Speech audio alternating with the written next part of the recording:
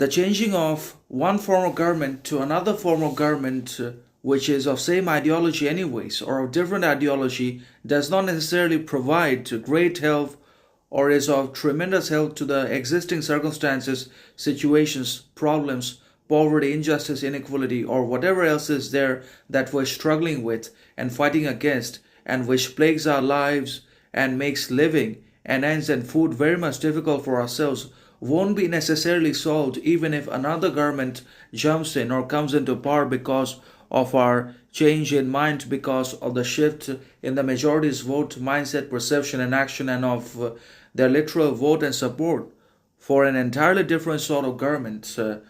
into power. That also won't change anything fundamentally or significantly on the ground in reality, or the practical circumstances will necessarily remain the same in one way or another, because the billionaires, the globalists, and the elite ruling class eventually ultimately controls everything and calls the shots from behind the scenes. They pull the strings from the curtains in one way or another, because the modern democracy ultimately is hijacked, corrupted, penetrated by the donor class, by the globalists, by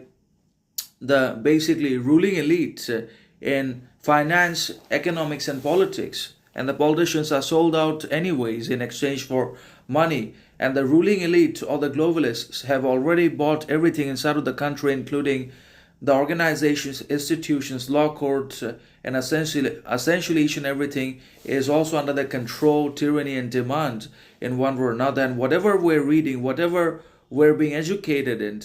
the modern education is ultimately the consequence of the decision like support of the ruling class or the globalists, because they are deciding policy in everything in one way or another. Now the politicians are no longer real. These are all actors and performers of scripts handed to them from behind the scenes by their donors, by the controllers, or those who provide them money at every step, every month or every year. So everything is a transaction now, just as respect, kindness, character are all transactional, formalized, agreemental qualities, and they don't have any naturality, intrinsicality, and inherence in themselves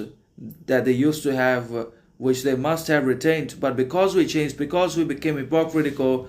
pleasure driven, envious, lusty for more validation, we sold our respect, we lost respect, and now respect is arbitrary, restrained, and is conditionalized, professionalized because of college and university education. That is what we're doing.